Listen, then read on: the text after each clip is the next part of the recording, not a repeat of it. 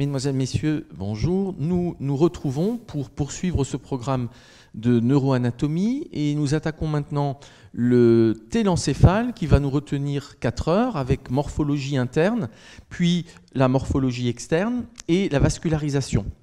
Le télencéphale forme l'essentiel du cerveau, cerveau qui correspond globalement au diencéphale plus le télencéphale et qui pèse environ 1400 grammes. Le cervelet pesait lui 140 grammes, donc à peu près 10%.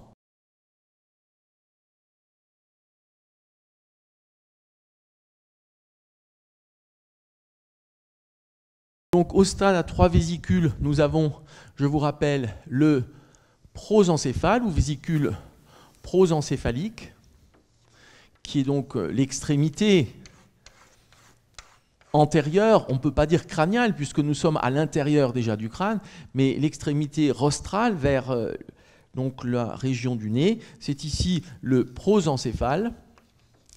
Puis nous trouvons le mésencéphale avec donc ces flexions progressives, mésencéphale, ici, et nous trouvons le rhombencéphale,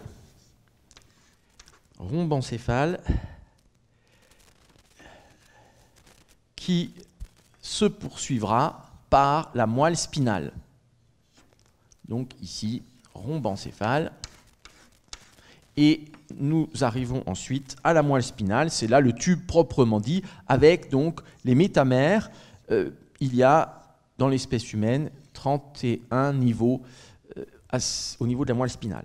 Donc ça, c'est le stade à 3 vésicules que nous connaissons, que nous avons repris plusieurs fois. Je vous rappelle que vésicules mésencéphaliques et rhombencéphaliques vont donner le tronc cérébral, que vésicules rhombencéphaliques se divisent en deux, ce qu'on va voir, et vésicules prosencéphaliques aussi. Alors, au niveau du prosencéphale, il va y avoir division en 2 vésicules pour arriver au stade à 5 vésicules.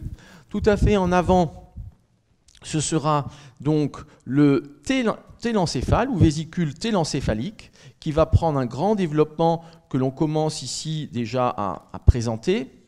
Voici ici, vésicule télencéphalique. Puis, deuxième partie du prosencéphale, ce sera le diencéphale ou vésicule diencéphalique qui nous a occupé donc le dernier cours, ou les 2 derniers cours, avec en particulier le thalamus, l'hypothalamus et le 3e ventricule. Donc ici, le diencéphale. Puis, le mésencéphale reste seul au point de vue vésicule, vésicule mésencéphalique. Et nous sommes là donc dans une flexion intermédiaire vers l'avant. Puis, nous avons la division du rhombencéphale en métencéphale, vésicule métencéphalique. C'est ici le pont, le futur pont, métencéphale. Et enfin, le rhombencéphale donne ici le mielencéphale, moelle allongée de l'adulte.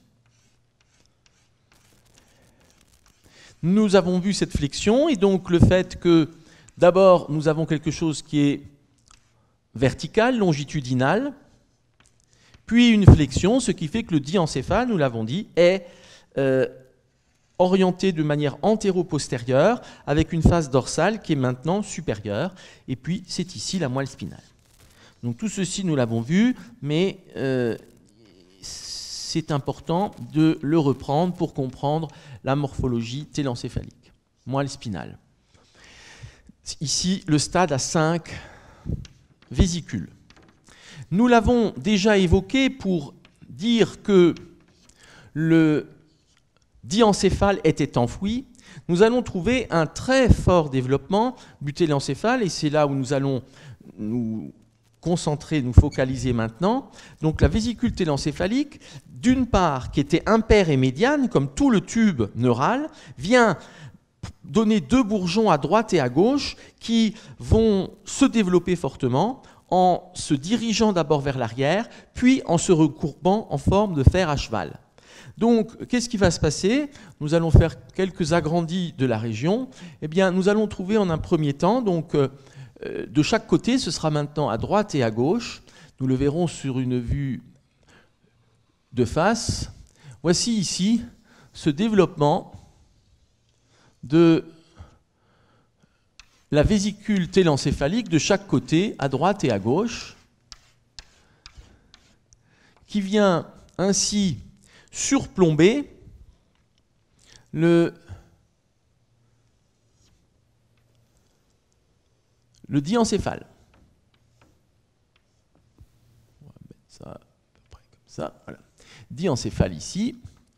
Et ensuite, nous allons toujours avoir, donc ici le diencéphale, toujours avoir ce développement pour mettre la jonction avec le mésencéphale ici. Et nous allons avoir un développement de plus en plus grand du télencéphale qui va venir recouvrir sur les côtés le diencéphale comme nous l'avions dit. Donc à droite et à gauche. Donc dans un stade suivant, nous allons avoir ici le télencéphale qui vient se développer très fortement ici et vient donc recouvrir progressivement sur les côtés le diencéphale, qui est donc maintenant enfoui et caché, comme nous l'avons déjà vu de manière sommaire, et que nous allons continuer un petit peu à le détailler. Voici ici vésicule télencéphalique, donc à droite et à gauche, et puis nous arrivons donc ici à la jonction avec le mésencéphale. Mésencéphale, c'est-à-dire tronc cérébral.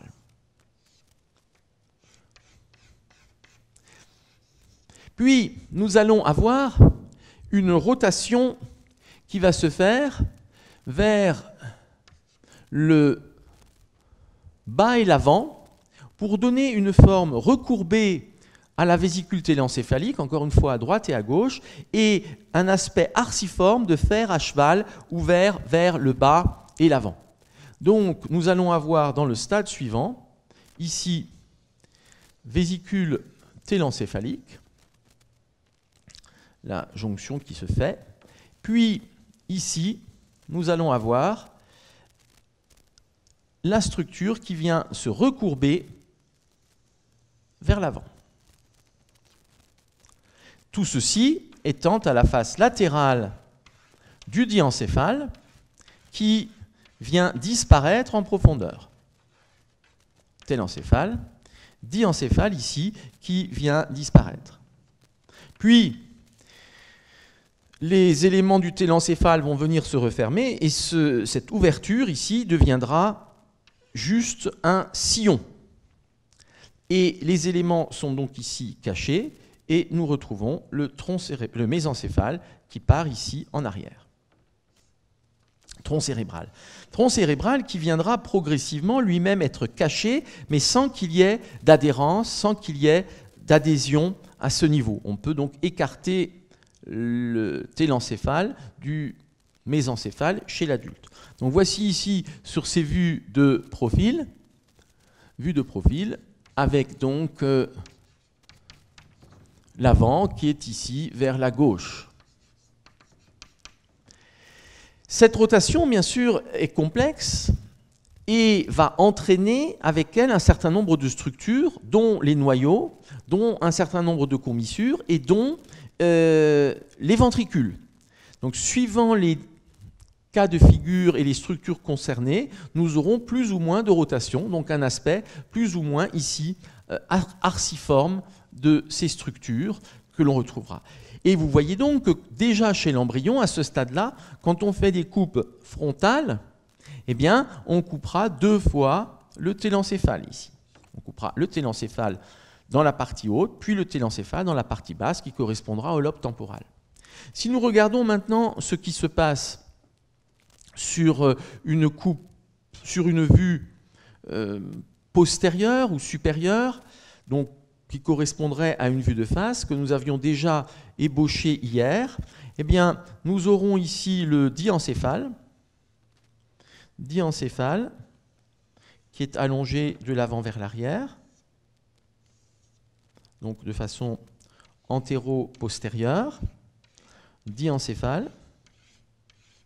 Puis, nous aurons le mésencéphale,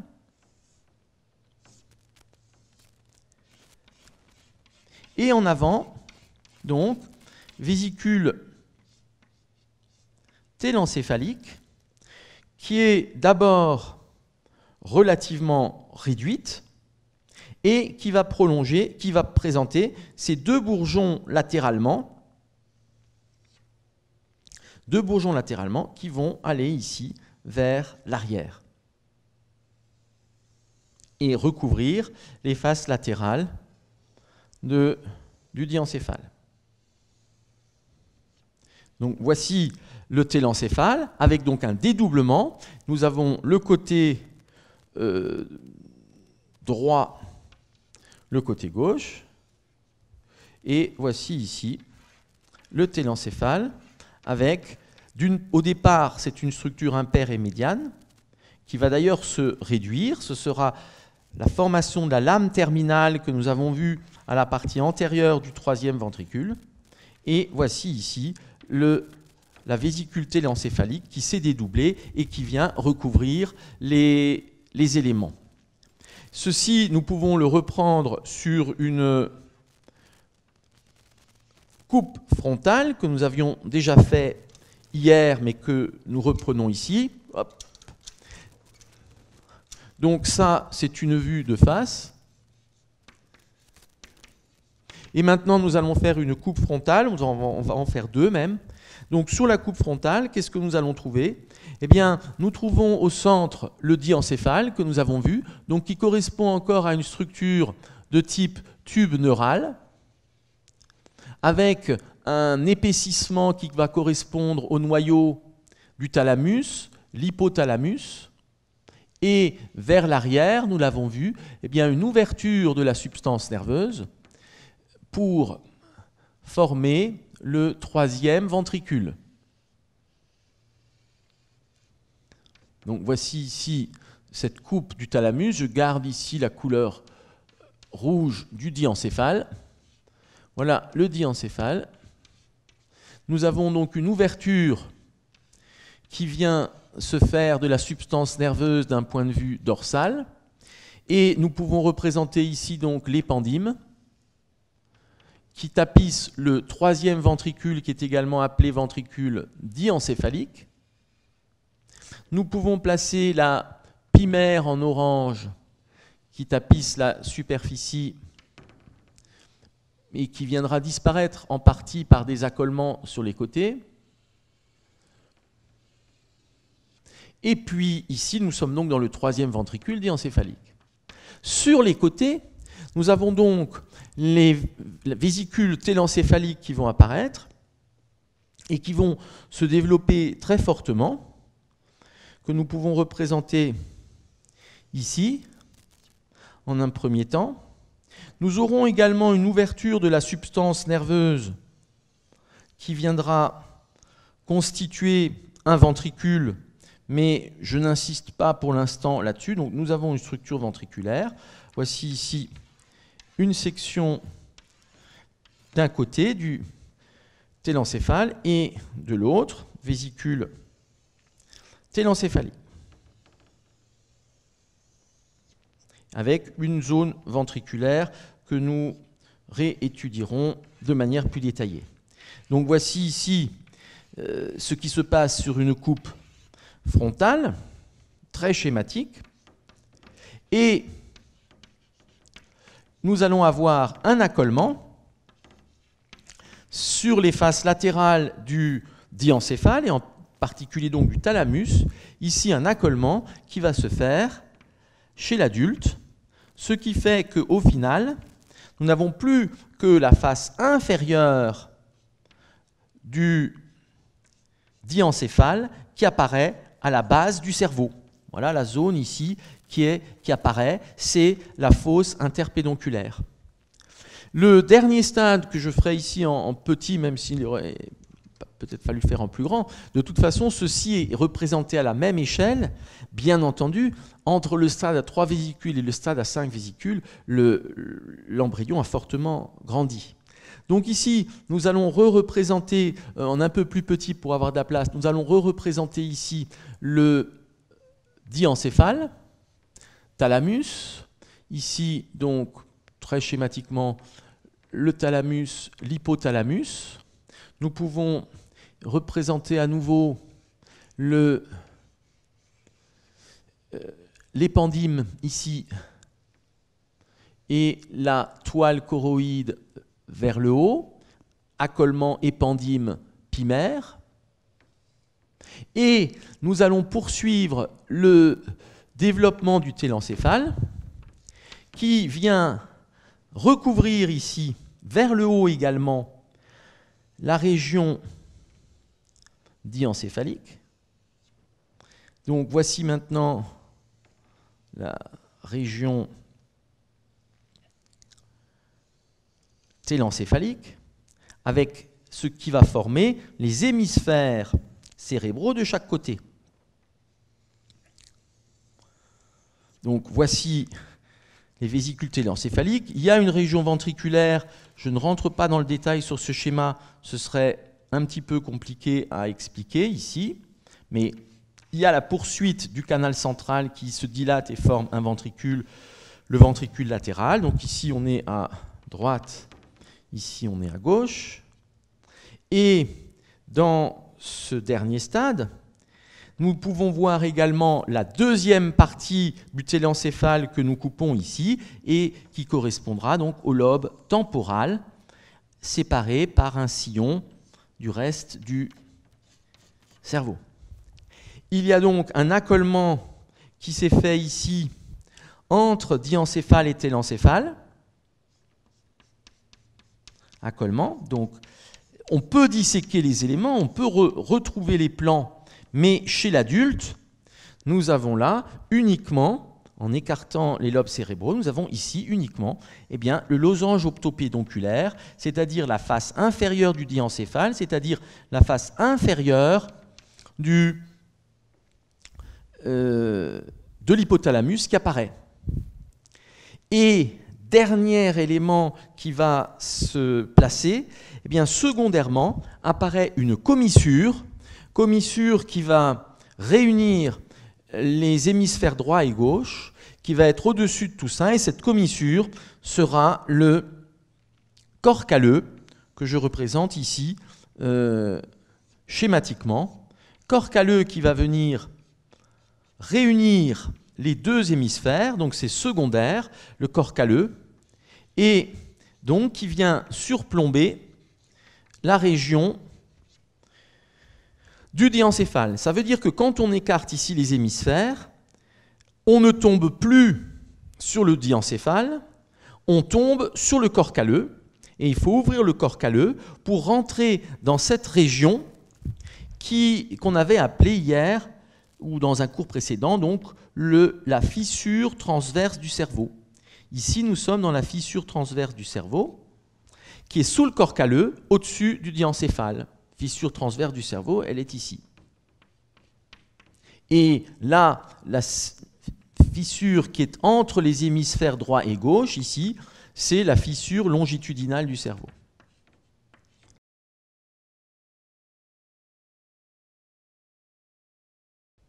Après avoir vu l'organogénèse, nous allons maintenant voir les noyaux gris centraux, c'est l'appellation traditionnelle. Aujourd'hui, on appelle ça les noyaux basaux, nuclei basales, et les anglo-saxons disent parfois les ganglions de la base, sachant que le terme de ganglion n'est pas tout à fait adapté pour le système nerveux central. Donc, nous avons ici ces noyaux gris centraux, nous allons en voir trois principaux.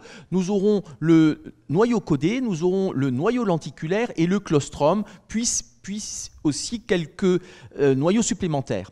Nous allons pour cela faire tout d'abord une vue très schématique de ces noyaux en vue de profil, et un repère important sera comme toujours le thalamus. Thalamus qui a donc cette forme ovoïde de l'avant vers l'arrière, avec le pulvinar qui est le pôle postérieur renflé du thalamus, qui surplombe le métathalamus, c'est-à-dire corps géniculé médial, corps géniculé latéral. Voici ici donc ce thalamus qui nous sert de repère, qui est en vue ici de profil. Nous aurons l'avant qui est vers la droite et nous aurons le haut vers le haut.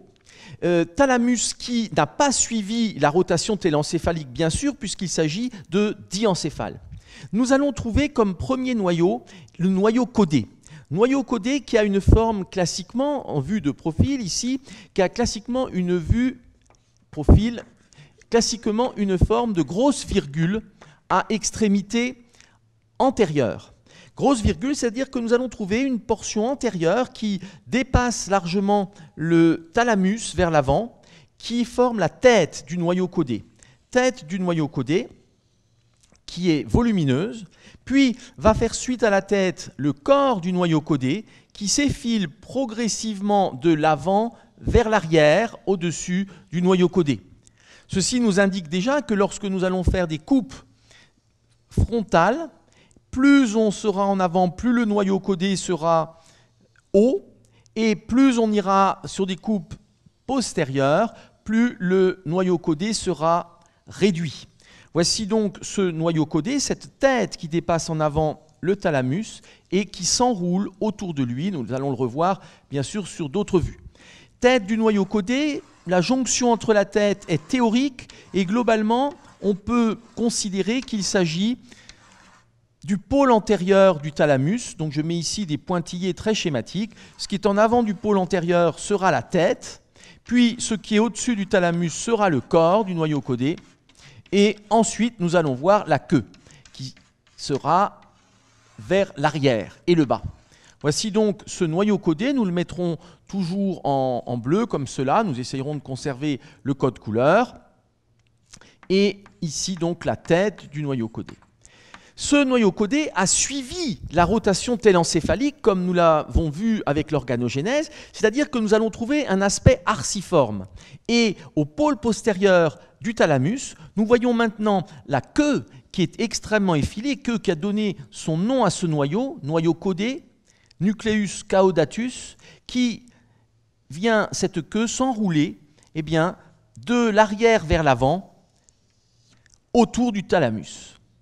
Ici, sur cette vue, nous avons l'impression qu'il s'agit d'un même plan sagittal. Ce n'est pas le cas. La queue part sur le côté, vers l'avant, le bas et le dehors, pour s'engager dans la corne temporale, comme nous le reverrons. C'est-à-dire qu'il ne s'agit pas là de quelque chose qui est dans un même plan que la tête. Si nous faisions une vue supérieure tout à fait schématique, nous aurions ici, nous la reprendrons ultérieurement, nous aurions ici la région du thalamus en vue supérieure, donc thalamus, ici vue supérieure très schématique, et sur cette vue supérieure, nous verrions le noyau caudé avec sa tête en avant, qui vient ici s'enrouler autour du thalamus, et la queue qui vient partir vers l'avant et le dehors. Donc c'est à la fois arciforme, mais aussi décalé dans un plan sagittal. Voici en vue supérieure le noyau caudé, et avec sa queue, donc tête, corps et queue au-delà du pulvinar. Noyau caudé ici, avec donc sur cette vue supérieure, nous aurions ce qui est latéral à droite, médial donc à gauche. Voici ce noyau caudé qui sera donc un noyau télencéphalique qui a un rôle dans le contrôle moteur, comme ce sera revu avec la neurophysiologie. Nous avons un autre noyau qui va venir sur cette région, qui est le noyau lenticulaire. Le noyau lenticulaire, comme son nom l'indique, va avoir une forme de lentille qui va venir se placer comme un coin entre la tête du thalamus et entre la tête du noyau caudé et le thalamus, et sur cette vue latérale, ce sont des contours qui sont à peu près circulaires et que je mets ici en pointillés. voici les contours de ce noyau lenticulaire. Sur une vue latérale, il a des contours circulaires et globalement ne dépasse pas la moitié antérieure du thalamus.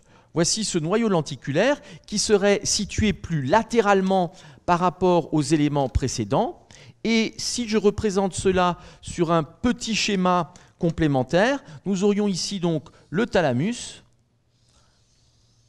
qui sert de repère, noyau diencéphalique. Puis nous allons trouver là en avant les contours du noyau lenticulaire, qui est ici donc de contour circulaire et qui vient cacher en partie eh bien, la tête du noyau codé et le noyau codé. Voici ce noyau lenticulaire.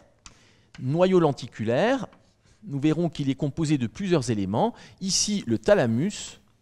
Et nous pouvons placer l'ensemble du noyau codé. Par ailleurs, ici, avec le corps et la queue du noyau codé.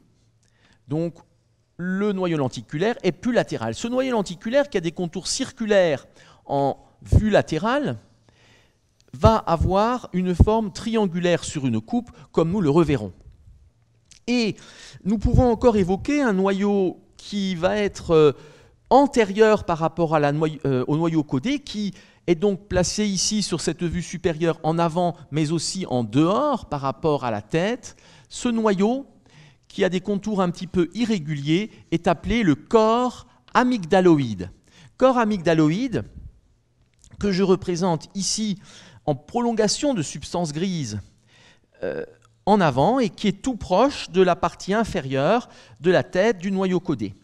Corps amygdaloïde qui est composé de multiples noyaux secondaires, un petit peu comme nous l'avions vu avec le thalamus. Corps amygdaloïde. Ce corps amygdaloïde est situé en profondeur de l'incus, incus qui est un relief de la face médiale du cerveau. En l'occurrence, c'est l'extrémité antérieure de T5. Nous reverrons cela. Si je fais une figure tout à fait schématique, nous aurions ici le pôle temporal. Et au-dessus du pôle temporal, nous avons un relief qu'on appelle l'incus. Et par la suite, ici, nous avons la prolongation du lobe temporal. Donc ça, c'est une face médiale du cerveau que nous reverrons. Face médiale du cerveau, avec l'avant ici vers la gauche. Et nous avons ici cet incus qu'on appelle aussi crochet, qui est très caractéristique et qui vient prolonger la circonvolution temporale T5. Et nous voyons également, comme relief intéressant, mais que nous réévoquerons, nous voyons également le gyrus dentatus, ici, qui appartient à l'hippocampe, structure qui sont dans le lobe limbique. Donc, à la surface externe du cerveau, on voit ici ce relief qu'on appelle incus. Incus qui veut dire crochet en latin. Incus, ici, crochet de l'hippocampe, qui est soulevé par le corps amygdaloïde, qui est donc à ce niveau-là. Il existe d'autres noyaux que nous pouvons juste évoquer, qui ont une grande importance en neurophysiologie, c'est notamment les noyaux du septum. Ces noyaux du septum vont être situés proches de la ligne médiane, donc de chaque côté, ce sont des noyaux pairs, proches de la ligne médiane, à la partie toute antérieure du septum pellucidum, dont nous reparlerons, et nous pouvons globalement ici les mettre en pointillés en orange, les noyaux du septum, qui sont relativement petits, mais qui étaient très importants chez les mammifères macrosmatiques, noyaux du septum. Donc ce sont de petits noyaux également télencéphaliques qui étaient rattachés à l'olfaction et qui maintenant ont un rôle aussi dans le comportement et la mémoire. Et enfin, pour terminer, nous pourrons placer un noyau particulier qui est en quelque sorte à la jonction entre la tête du noyau codé et le corps amygdaloïde. Nous allons le mettre ici en violet.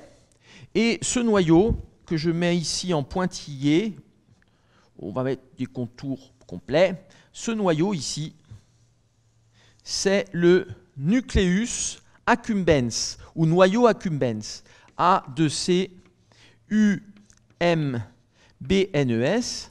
Donc c'est une structure qui est bien identifiée et qui forme finalement la fin de cette boucle nucléaire du télencéphale. Donc ici, le nucleus accumbens qui forme en quelque sorte la jonction qui est placée sous la tête du noyau codé et au-dessus du corps amygdaloïde et qui vient en quelque sorte former une jonction de substance nerveuse grise, ici accumbens. Voici donc pour ces éléments, pour ces noyaux, et nous allons retrouver maintenant cela sur une coupe frontale. C'est une coupe frontale du télencéphale que nous referons de multiples fois, qui est une coupe frontale schématique, c'est-à-dire qu'elle est pédagogique, elle va cumuler des éléments qui sont antérieurs et des éléments qui sont postérieurs. Cette coupe frontale est dite coupe de Charcot.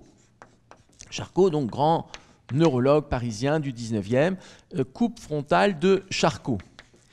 Il y a des éléments que nous avons déjà construits, bien sûr, avec l'étude du diencéphale. Et d'ailleurs, nous allons recommencer par ce diencéphale. Nous allons trouver ici le thalamus,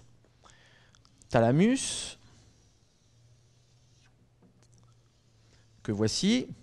Nous pourrons mettre le thalamus du côté opposé pour avoir la symétrie, notamment pour ce qui est diencéphalique, puisque le tube neural est encore à ce niveau impair et médian.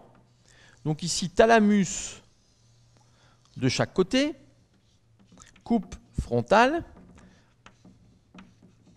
Nous savons que sous l'hypothalamus, nous allons trouver le sillon hypothalamique, et puis ce sera ici l'hypothalamus qui forme les parois du troisième ventricule.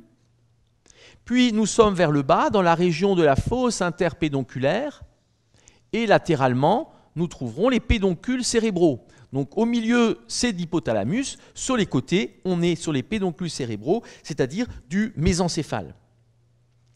Nous pouvons placer ici la limite entre hypothalamus et subthalamus, qui est sous le thalamus, comme son nom l'indique, hypo qui est en dessous et en dedans. Donc ceci, bien sûr, nous l'avons vu. Alors, pour l'hypothalamus, nous avons 3 bandes, je vous rappelle, de noyaux. Nous avons une fine bande périventriculaire, puis nous avons une bande importante, moyenne, qui est paraventriculaire ici, et enfin une fine bande latérale dans cet hypothalamus. Puis nous avons dans le subthalamus, nous avons un noyau important qui est le noyau subthalamique, appelé aussi corps de Lewis, qui a une forme de lentille biconvexe. Ici donc noyau subthalamique. Et puis au-dessus, nous trouvons une zone qu'on appelle la zona incerta, avec des champs H1 de Forel entre thalamus et zona incerta, champ H2 entre zona incerta et corps de Lewis, noyau subthalamique, et champ H en dessous. Nous sommes là à la jonction avec le mésencéphale, et en profondeur du pédoncule cérébral, nous trouvons ici, surtout vers l'arrière, la substance noire. Substance noire, substantia nigra. Je vous l'ai dit, c'est une coupe schématique. Nous représentons des choses qui sont à la fois antérieures et à la fois postérieures, mais l'avantage est de pouvoir tout visualiser sur une même coupe. Nous avions vu également dans ce diencéphale la présence de l'épithalamus, c'est-à-dire strimédulaire puis abénula, qui porte le ténia du troisième ventricule, ténia du ventricule diencéphalique, et nous pouvons compléter ce que nous connaissions déjà avec ici donc l'épendyle qui tapisse les parois du troisième ventricule, paroi latérale, moitié inférieure du thalamus, puis en dessous l'hypothalamus, et en bas le plancher qui correspond à la réunion des thalamus des deux côtés. Vers le haut, nous allons trouver l'affrontement épendyle-pimaire, ce qui nous donne une toile choroïde très fine, translucide, avec des plexus choroïdes. Et comme nous l'avions vu, au-dessus, nous trouvons la pimaire qui est accolée à ce niveau à l'épendyme, ce qui forme cette toile choroïde du troisième ventricule, par définition. Donc voici ici le troisième ventricule, ou ventricule diencéphalique, et au-dessus, nous l'avions dit, nous sommes dans la fissure transverse du cerveau. Donc ceci, nous le connaissons. Donc, nous allons pouvoir placer le noyau codé. Le noyau codé qui a une taille variable de l'avant vers l'arrière. Nous allons représenter une taille ici moyenne du corps du noyau codé qui va être situé au-dessus, légèrement décalé vers le dehors, au-dessus du thalamus. Et ce noyau codé ici est séparé du thalamus par un sillon qu'on appelle le sillon thalamo-codé ou aussi sillon terminal, ceci pour des raisons d'embryologie. Sillon terminal parce que c'est la terminaison du télencéphale et le niveau d'ouverture de la substance nerveuse qui formera une toile choroïde. Donc ce noyau codé, mais ce noyau codé que nous avons ici, quand on fait une coupe frontale, on va le couper 2 fois. Donc cette coupe, c'est une coupe schématique donc qui est fausse puisque nous allons combiner des éléments. Voici ici une coupe qui serait frontale, mais sur la coupe de Charcot, on va présenter également le noyau lenticulaire qui est décalé. Donc voici ce noyau codé, nous allons le trouver une deuxième fois au niveau de sa queue, et c'est une zone ici qui est latérale par rapport au pédoncule cérébral, qui est légèrement décalée vers le dehors comme nous l'avons vu, puisque cette queue part vers le dehors. C'est un petit élément qui n'est pas facile à voir, mais quand on sait où il est, on le trouve toujours. Voici ici la queue du noyau codé. Et en surface, nous sommes sur le pédoncule cérébral. Voici pour ces éléments, noyau codé, et nous pouvons maintenant parler du noyau lenticulaire qui va avoir une forme triangulaire sur une coupe frontale, avec une base qui va être latérale et un sommet qui sera médial. Voici ici ce noyau lenticulaire, donc, qui était circulaire en vue de profil, qui est ici triangulaire, et lorsqu'on regarde la structure de ce noyau lenticulaire, nous voyons des lames de substance blanche, entre substance blanche et substance conjonctive, qu'on appelle les lames. Lame médulaire latérale et lame médulaire médiale, qui viennent subdiviser des portions du noyau lenticulaire. La partie latérale du noyau lenticulaire s'appelle le putamen. Putamen, c'est cette partie ici latérale du noyau lenticulaire. Putamen. La partie médiale du noyau lenticulaire, donc ici noyau lenticulaire, la partie médiale du noyau lenticulaire, tournée vers le sommet, va correspondre à ce qu'on appelle le globus pallidus. Pallidus parce que pâle, et effectivement il n'y a pas les mêmes densités notamment en fer, région plus pâle et que l'on voit facilement déjà en macroscopie. Et nous voyons que cette partie médiale est divisée en deux par la lame médulaire médiale. Donc, lame médulaire latérale, en dehors putamen, lame latérale en dedans, globus pallidus lui-même divisé en deux par la lame médulaire médiale. Nous trouvons le globus pallidus latéral, GP avec un petit L, puis nous trouvons le globus pallidus médial qui vient former le sommet de ce triangle. Bien entendu, il y aura des fonctions particulières pour ces différentes régions et des boucles notamment de rétrocontrôle. C'est un noyau qui est également impliqué dans la régulation motrice.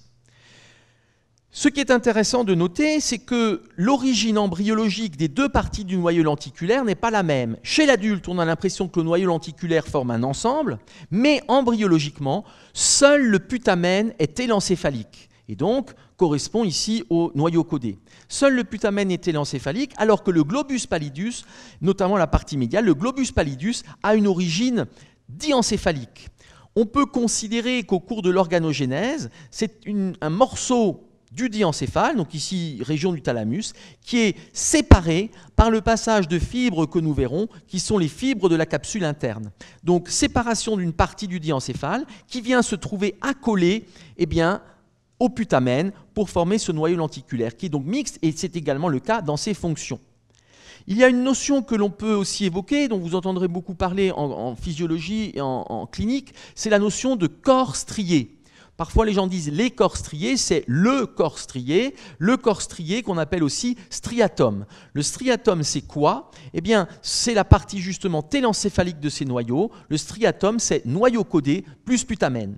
Donc striatum ou corps strié, striatum, noyau codé, striatum égale noyau codé plus putamen. Donc, il n'y a pas tout le noyau lenticulaire, il n'y a pas le globus pallidus. Corps strié qui va être très important justement dans la régulation motrice et qui a une unité embryologique et fonctionnelle. Pourquoi ce nom? Il y a ce nom parce que les vaisseaux de ces noyaux arrivent par la base du cerveau, sont des fins capillaires ou des fines artérioles qui remontent verticalement, allant vasculariser le putamen et ensuite le noyau codé, et cela donne un aspect strié. Il existe une connexion entre le noyau codé et le noyau lenticulaire par des ponts qu'on appelle les ponts lenticulo-codés, que je représente ici. Ces ponts lenticulo-codés forment par endroits des formes de rayons entre le noyau lenticulaire et le noyau codé, et ceci va apparaître comme sur des coupes frontales comme des petits points de substance noire, de substance grise. Voici ici ces ponts lenticulo-codés qui sont assez caractéristiques et donc qui forment des petits points. Ici, sur une coupe frontale, vous aurez un petit point de substance grise, pont lenticulo-codé, qui traduisent cette origine commune télencéphalique du noyau codé plus putamen, c'est-à-dire du striatum. Voilà pour ces noyaux gris, noyaux basaux, noyaux de la base. Dernier noyau que nous verrons sur cette coupe frontale, c'est le claustrum. Le claustrum est une fine bande sagittale antéro-postérieure, nous le reverrons sur une coupe axiale plus tard. Donc fine bande ici, claustrum, C-L-A-U-S-T-R-U-M.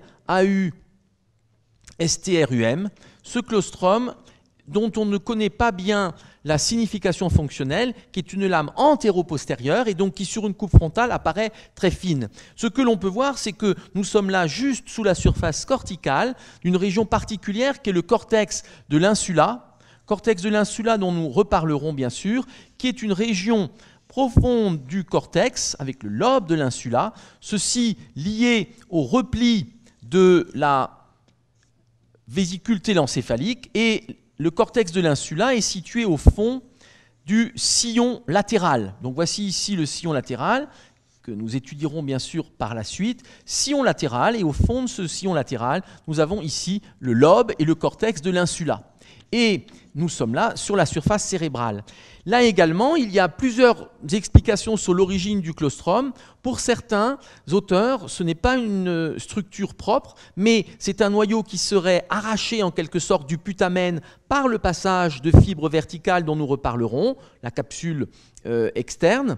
Et pour d'autres auteurs, au contraire, ce serait un morceau de substance grise qui serait arraché du cortex de l'insula par des passages de fibres verticales, en l'occurrence la capsule extrême.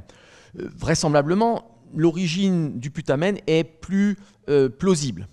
Voilà pour ces noyaux gris centraux.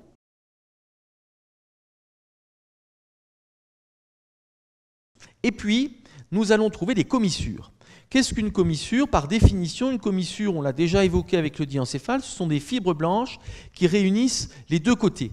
La plus importante des commissures sera le corps calleux qui vient réunir les deux hémisphères. Ce corps calleux ne suit la rotation télencéphalique qu'en partie. Nous avons vu l'installation du corps calleux, ici secondaire, qui réunit les hémisphères droit et gauche, et nous allons voir à présent le corps calleux qui vient surplomber ici la région, donc réunissant les deux côtés. Voici le corps calleux qui sur cette coupe a un aspect concave vers le haut. Voici ces fibres du corps calleux, très denses, d'où son nom, calleux. C'est une région de concentration, de densité de fibres très importante, qui donne un aspect très dur à la région qui avait frappé les premiers anatomistes et qui est très différent de la consistance de l'encéphale proprement dit, qui est mou. Il y a environ dans le corps calleux 200 millions de fibres qui réunissent les deux côtés. Par comparaison, il y a environ 1,2 million de fibres dans le nerf optique. 200 millions de coordination des deux hémisphères et les expériences de section du corps calleux, et ce qui a valu notamment le prix Nobel de physiologie ou médecine à Sperry.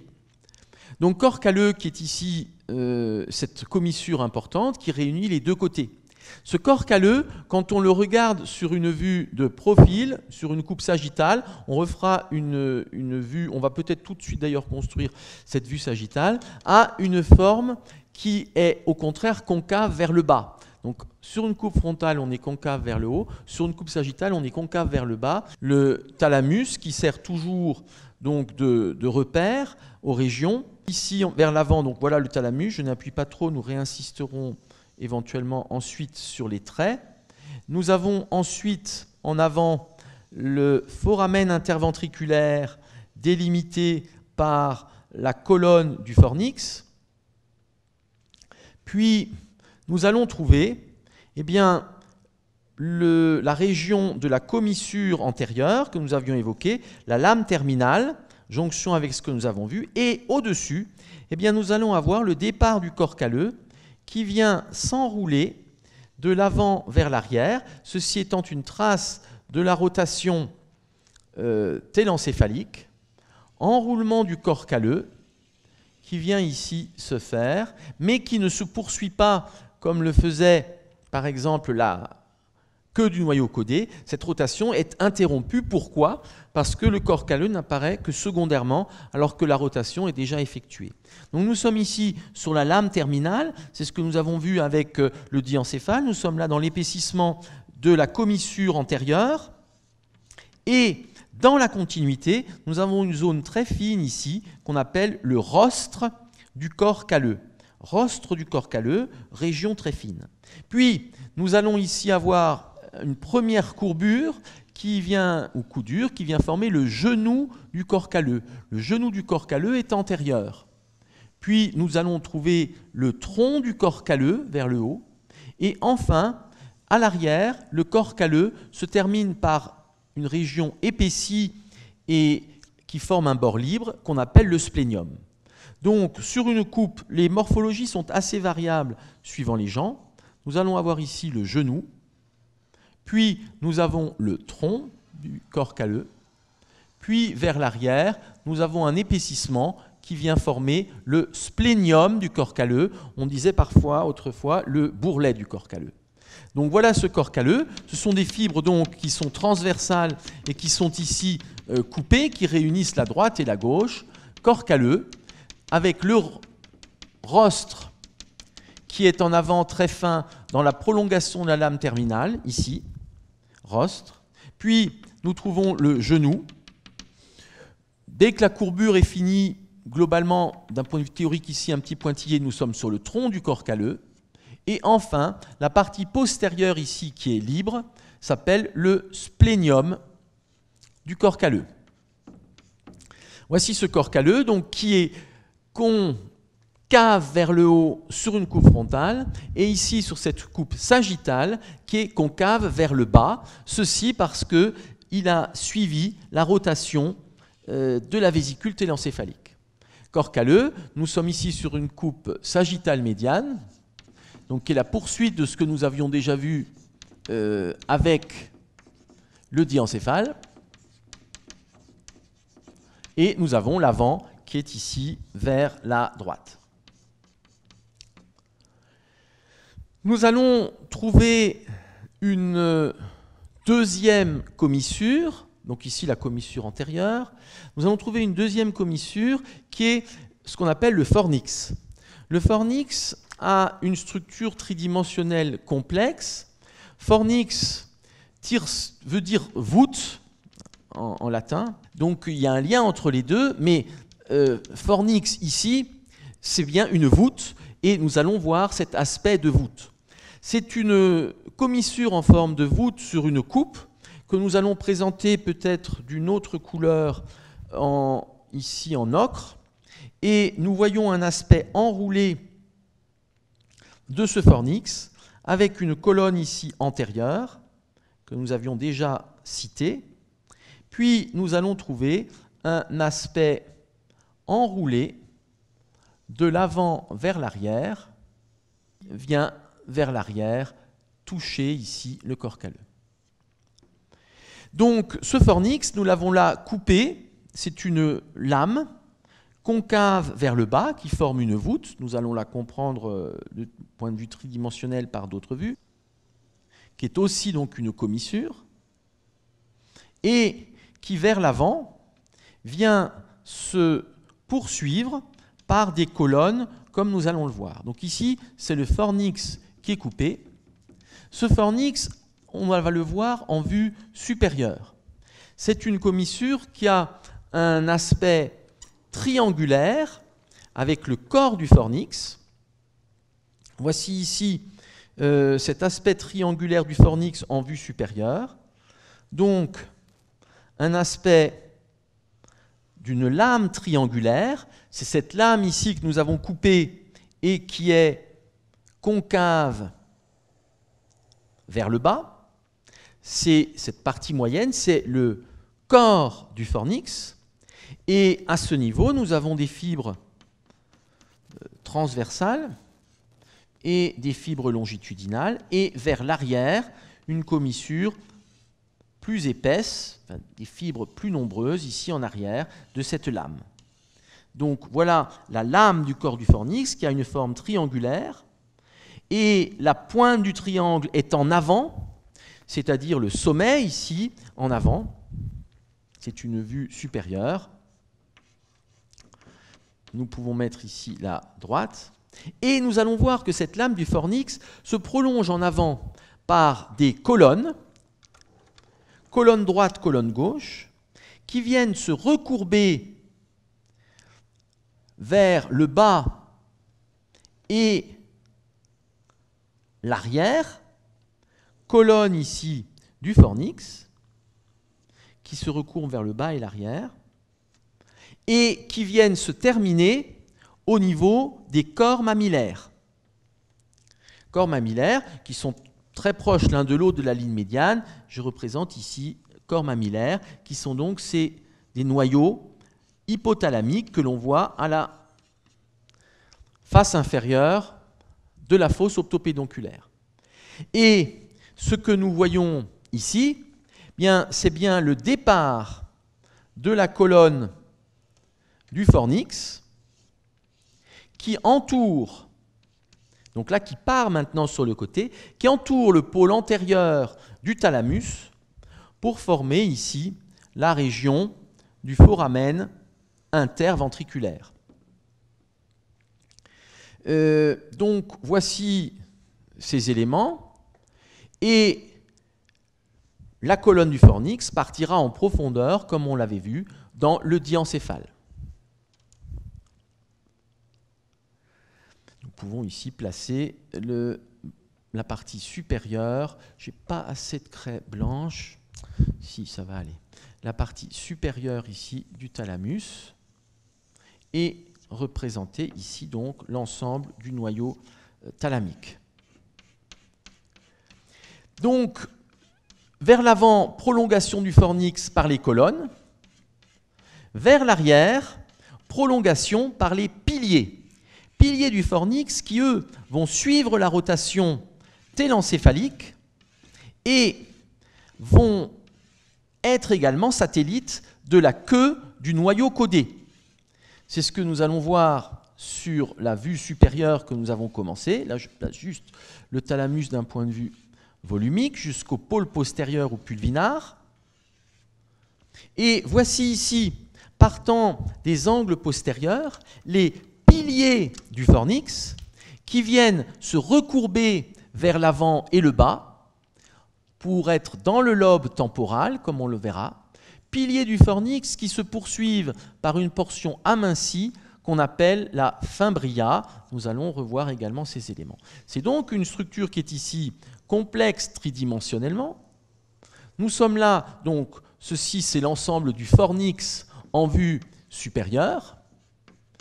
Lame triangulaire qui est prolongée en avant par les colonnes.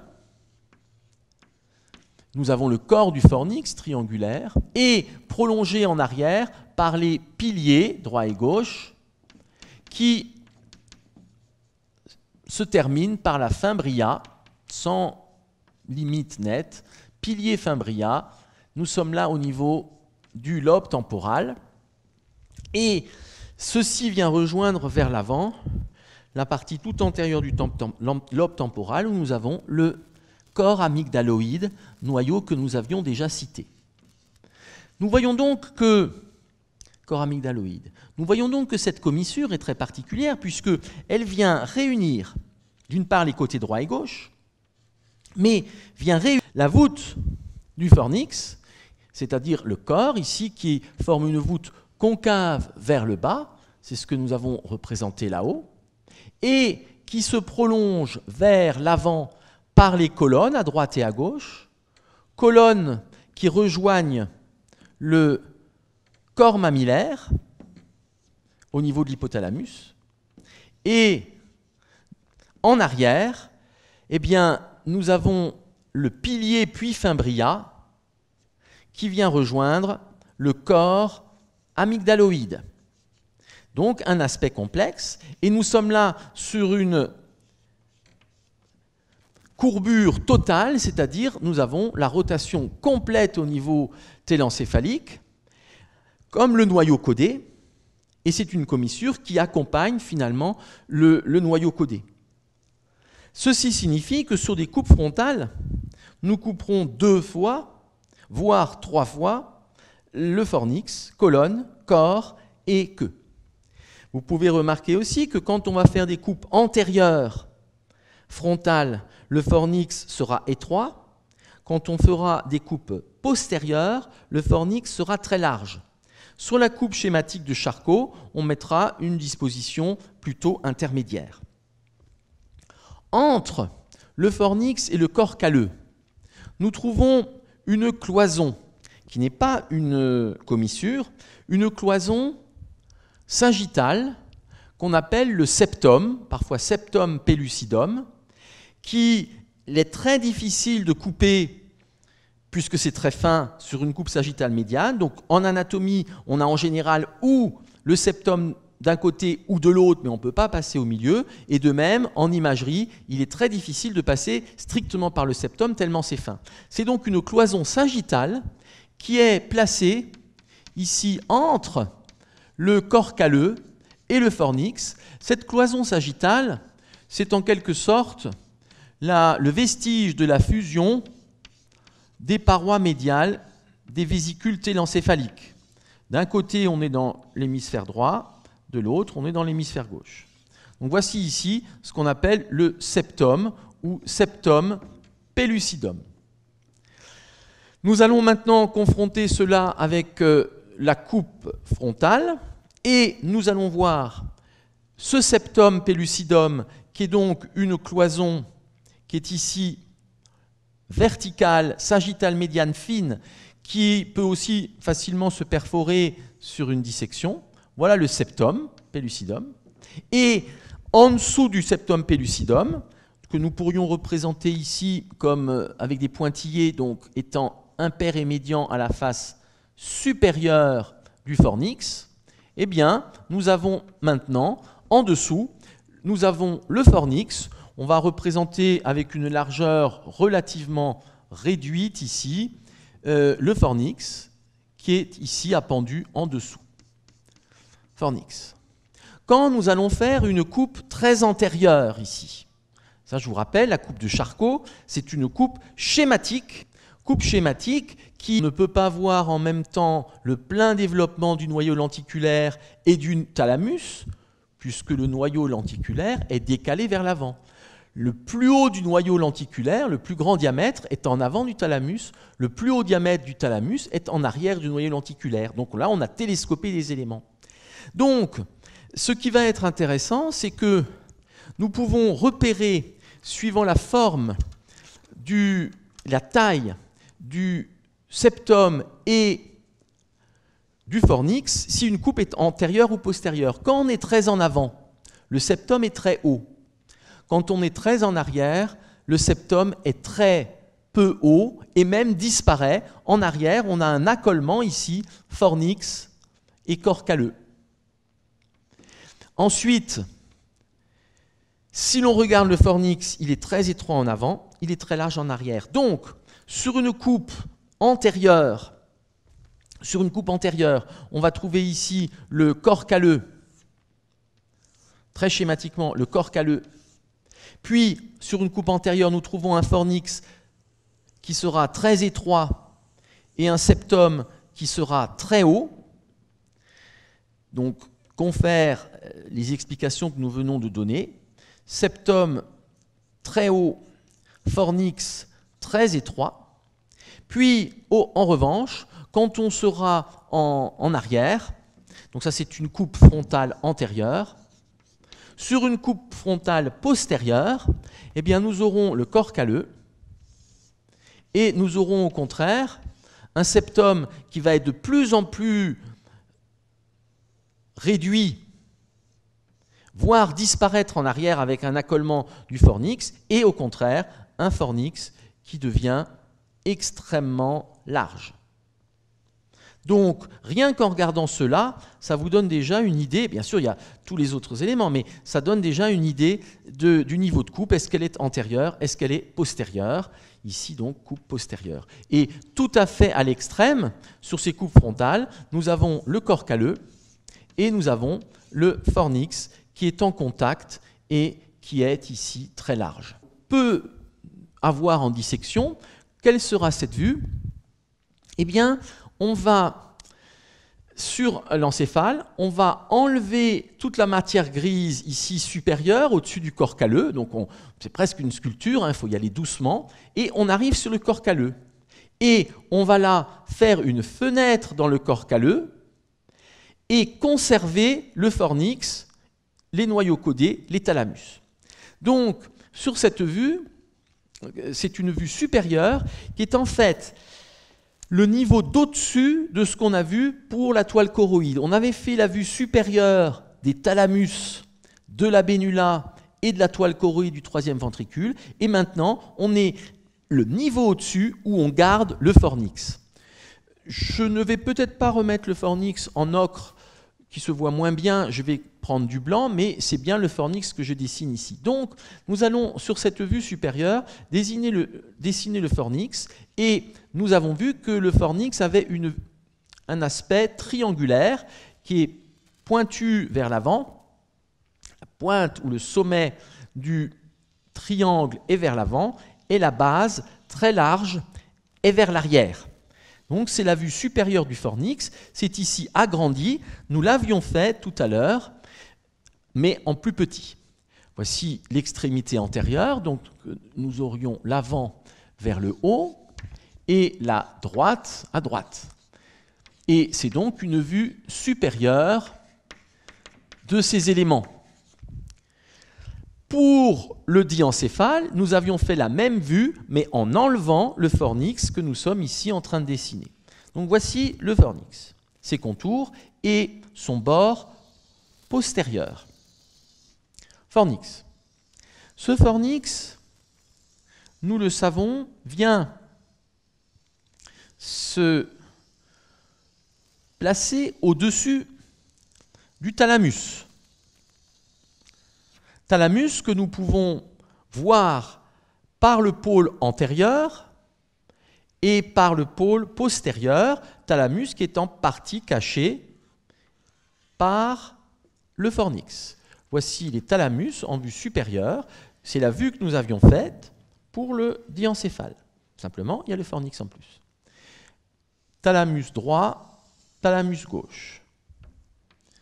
Nous allons peut-être remplir un petit peu les éléments pour bien voir que ce ne sont pas des structures vides. Le thalamus, droit, thalamus gauche, en vue supérieure. Et ici, le corps du fornix, donc, qui est triangulaire, et que nous avions évoqué, cette lame du corps qui est concave vers le bas, qui forme une voûte, d'où le nom de fornix. Je vais peut-être quand même rajouter un petit peu d'ocre pour que l'on voit bien qu'il s'agit du fornix comme on l'avait évoqué. Voici ici donc la couleur ocre que l'on a sur la coupe, et ce sera peut-être plus commode en compréhension. Voici le fornix, que je surligne juste en ocre. Et nous avons vu que ce fornix, qui correspond à une commissure, donc avec des fibres ici qui seront en partie transversales, puis d'autres longitudinales, réunissant les côtés droit et gauche, ce fornix se prolonge en avant par les colonnes du fornix droite et gauche, qui viennent délimiter avec le pôle antérieur du thalamus, qui viennent délimiter le foramen interventriculaire. Donc ici, colonne du fornix qui vient contourner le pôle antérieur du thalamus et délimiter le foramen interventriculaire que nous avions évoqué, dont nous reparlerons, dit aussi foramen ou trou de Monro. Colonne du fornix. Puis, nous allons voir de l'arrière partir les piliers droit et gauche du fornix, qui vont ici, eh bien, se recourber vers l'avant, je ne mettrai qu'un côté sans doute ici, qui vient se recourber vers l'avant et le bas pour aller dans le lobe temporal, confère la vue que nous avions faite de cet enroulement, de cette courbure. Voici le pilier du fornix, donc, qui de chaque côté part, et je vous rappelle que ça va également vers le bas. Nous pourrions ici juste, bien sûr, montrer qu'il y a l'autre côté. Qu'est-ce que nous avons encore comme élément? Eh bien, nous avons le noyau codé, que nous allons mettre en bleu, comme nous l'avons toujours fait.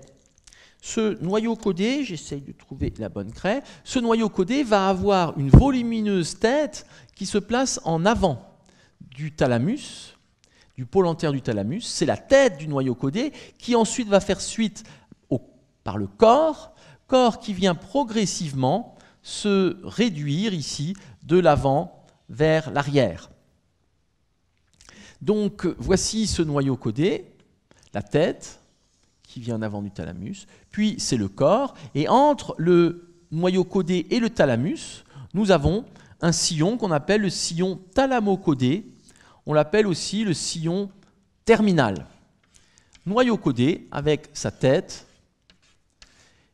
et son corps, qui est donc placé au-dessus, nous l'avons vu sur la coupe frontale et déjà dans le cours précédent, qui est placé au-dessus du thalamus, au-dessus et légèrement en dehors. C'est pour ça que nous le voyons ici sur le côté. Et nous pouvons placer ici la tête du noyau codé du côté opposé.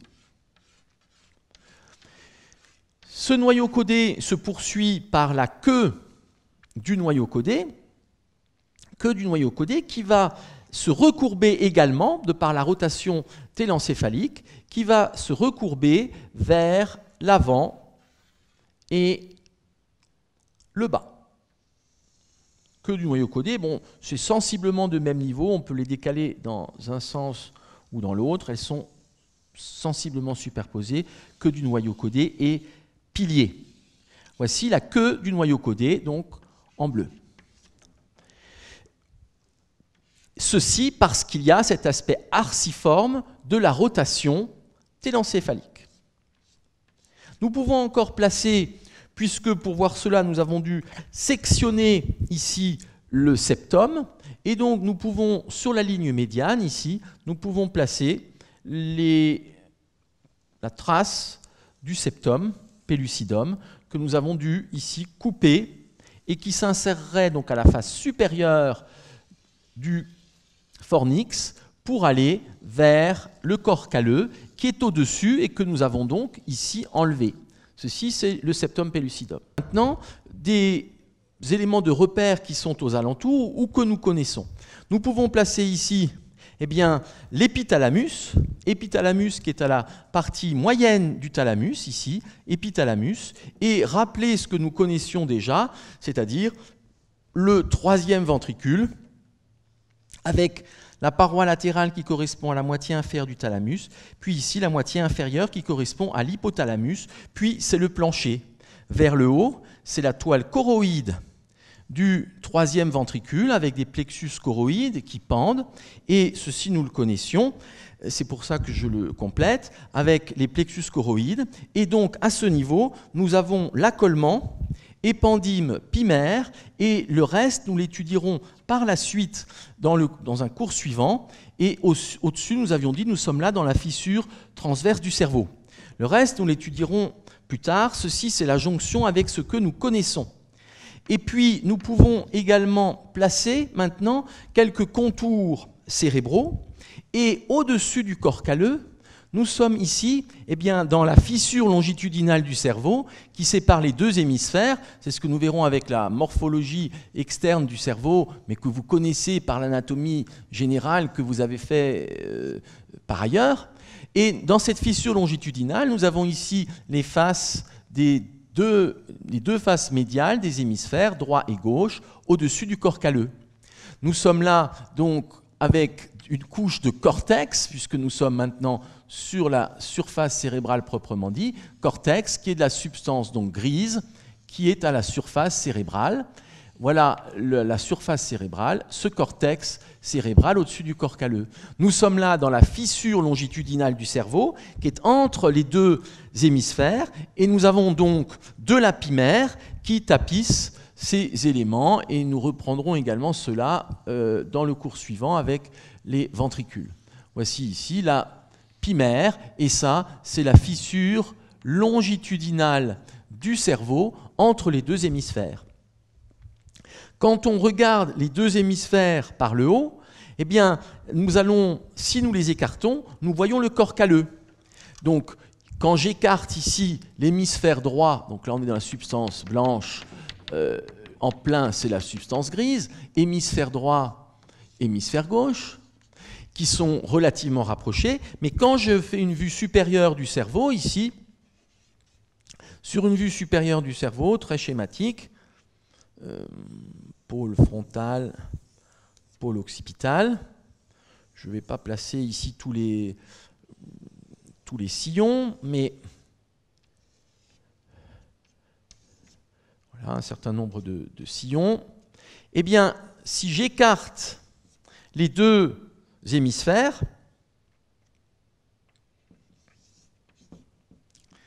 au fond, qui sont normalement en contact, quand je les écarte, eh bien, au fond, je vois le corps calleux, que je vais mettre ici peut-être une autre couleur pour bien le voir. Voilà le corps calleux qui réunit les éléments. Donc au fond de la fissure longitudinale du cerveau, on a le corps calleux, quand j'écarte. Et donc, on a là, bien sûr, de l'apimère partout autour. Nous allons aussi voir ce qui se passe maintenant sur le côté. Ici, sur le côté, nous allons trouver une zone de cortex profond qui est au fond du sillon latéral que nous verrons demain, que vous connaissez aussi par l'anatomie générale, et c'est ce qu'on appelle le lobe de l'insula et le cortex de l'insula. Donc, ceci correspond au fond de ce sillon, avec de la substance grise qui est profonde, qui se retrouve profonde parce qu'il y a cette rotation. Voici ici le cortex de l'insula, donc avec de la substance grise.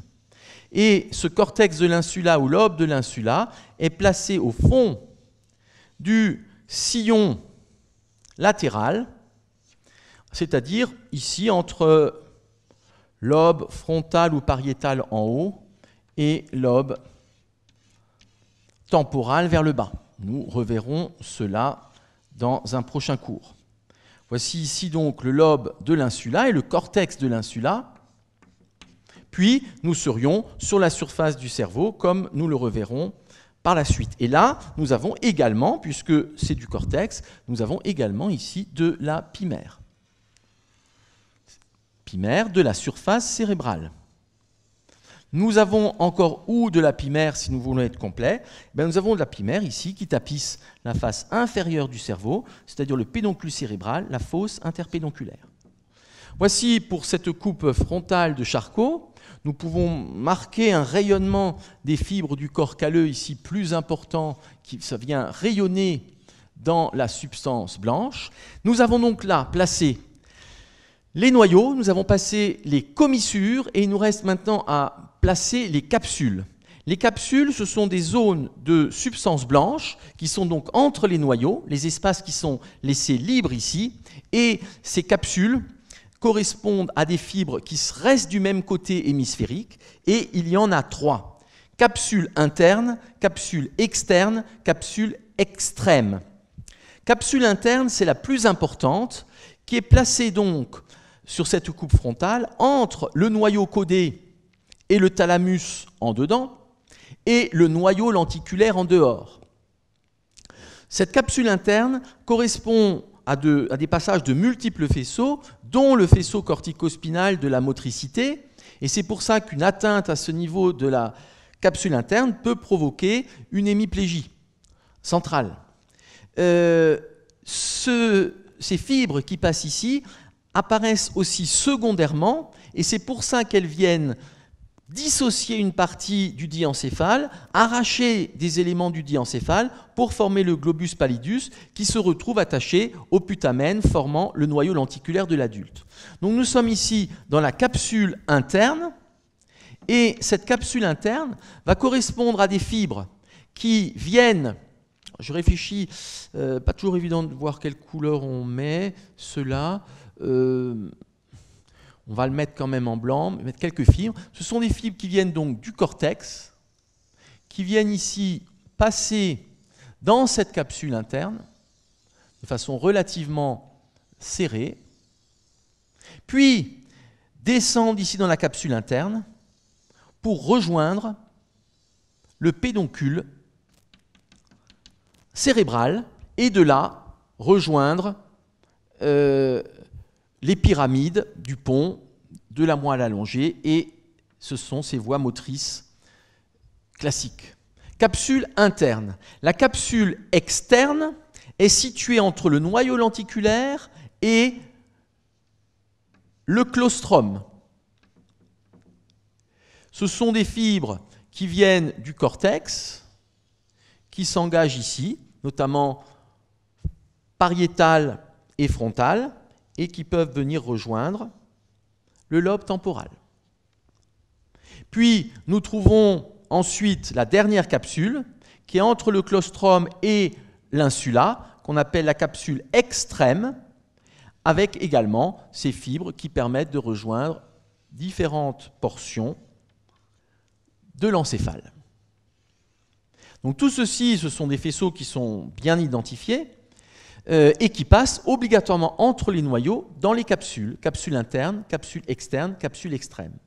Là aussi, il y a une discussion concernant l'origine du claustrum qui est mal compris, y compris dans sa fonction. Est-ce que pour certains auteurs, le claustrum est un morceau du putamen qui est arraché en quelque sorte par le passage des fibres de la capsule externe? Et pour certains auteurs, le claustrum serait des cellules, des neurones, qui seraient en quelque sorte arrachés du cortex de l'insula par le passage de la capsule extrême. Nous allons faire un dernier schéma pour ce cours, qui sera une coupe horizontale, très schématique de la région. Là également, c'est une coupe qui est fausse, mais qui permet de retrouver tous les éléments sur des coupes vraies. Pourquoi fausse? Parce que sur une même coupe, on va présenter des éléments qu'on ne peut pas vraiment voir en réalité. Nous allons représenter ici essentiellement un côté. Nous aurons au côté gauche, nous aurons donc le thalamus que nous allons retrouver. On les écarte toujours plus qu'ils ne sont en réalité pour pouvoir présenter un certain nombre d'éléments. Voici ici le thalamus qui est coupé. Donc volumineux noyau diencéphalique. C'est ici une section, donc le thalamus. Je ne remets pas tout en plein. Voici ici le thalamus. Nous allons trouver, l'avant est ici vers le haut, la droite ou la gauche, on va mettre la gauche si c'est un hémisphère gauche, ici l'avant. Et nous allons trouver la tête du noyau caudé. Tête du noyau caudé qui est volumineuse et qui est placée en avant du thalamus, au-dessus et en avant. Voici je remplis un tout petit peu ici le thalamus. Voici la tête du noyau codé qui vient ici être en avant, volumineuse, et qui vient former un angle avec le thalamus. Voici la tête du noyau codé, et vous voyez que nous sommes là très largement en avant du thalamus. Tête du noyau codé, de par l'enroulement du noyau codé, nous allons retrouver aussi la queue vers l'arrière. Ici, noyau codé, la tête très volumineuse. Puis, nous allons retrouver vers l'arrière la queue du noyau codé, qui maintenant va être très réduite ici, au pôle postérieur, pulvinar du thalamus. Noyau codé, ici également. Toujours que je mets en bleu, ce qui facilite, disons, la reconnaissance des structures. Et sur cette coupe, nous allons voir maintenant, latéralement, nous allons voir le noyau lenticulaire. Ce noyau lenticulaire, nous l'avons dit, qui a une forme circulaire en vue de profil, qui a une forme triangulaire sur une coupe frontale et également une forme triangulaire sur une coupe horizontale. Et venant ce noyau lenticulaire former une sorte de coin dans l'angle entre le noyau codé et le thalamus. Voici ici ce noyau lenticulaire qui vient comme un coin s'encastrer entre noyau codé et thalamus, avec donc dans le noyau lenticulaire les deux lames, que l'on voit maintenant bien être des lames sagittales, lame médulaire latérale, lame médulaire médiale, et donc latéralement nous trouvons, en dehors de la lame médulaire latérale, nous trouvons le putamen, ici, qui est donc d'origine télencéphalique et qui viendra avec le noyau codé former le striatum. Nous trouvons des ponts lenticulo-codés entre le noyau codé tête, queue et ce putamen, donc ici putamen, portion du noyau lenticulaire. Puis, deuxième portion du noyau lenticulaire, c'est ici le globus pallidus. Globus pallidus lui-même divisé en deux par la lame médulaire médiale. Globus pallidus d'origine diencéphalique, ce sont des noyaux, des cellules dissociées par le passage secondaire de la capsule, des fibres de la capsule interne, notamment faisceau cortico-spinal, globus pallidus latéral et globus pallidus médial qui forment la pointe. Ce sont ici des noyaux impliqués dans le contrôle moteur, avec également des particularités dans les neurotransmetteurs et leur action à ce niveau qui sont bien connus et que vous verrez à la fois en neurophysiologie et en sémiologie neurologique des troubles locomoteurs. Nous avons ensuite, latéralement sur cette coupe, nous avons le claustrum, donc, qui forme cette lame ici périphérique. C'est très proche comme aspect de ce que nous avons sur la coupe frontale. Il faut même parfois faire attention de ne pas se tromper quand on dessine. Voici ici le claustrum. Et puis, en périphérie, nous trouvons, c'est une coupe qui est un petit peu plus délicate parce que le sillon est oblique, mais nous pouvons placer ici le cortex de l'insula, très schématiquement, qui est en périphérie, au fond du sillon latéral, mais nous avons là des obliquités qui font que souvent c'est coupé par morceaux. Cortex de l'insula, et on est à la surface du cerveau. C'est-à-dire que nous avons là les noyaux, et nous avons entre les noyaux les trois capsules. Nous avons ici la capsule interne, nous avons ensuite la capsule externe, et nous avons enfin la capsule extrême. Capsule interne entre noyau codé et thalamus, d'une part, en dedans, et noyau lenticulaire en dehors. Capsule externe entre noyau lenticulaire et claustrum. Capsule extrême entre claustrum et le cortex de l'insula, c'est-à-dire la surface corticale au fond du sillon latéral.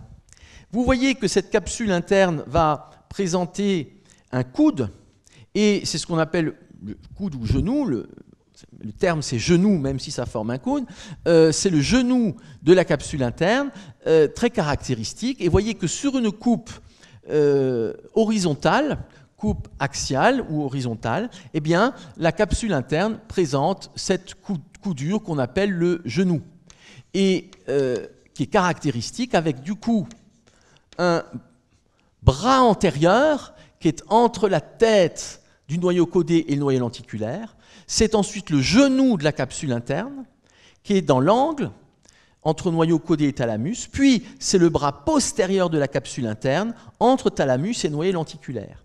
Et bien sûr, les fibres ont une topographie extrêmement précise, donc une atteinte du bras antérieur, une atteinte du genou, une atteinte du bras postérieur auront des implications et des signes neurologiques différents.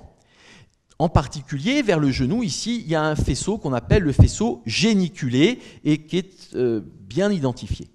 Pour terminer, nous pouvons placer maintenant le corps calleux et les commissures.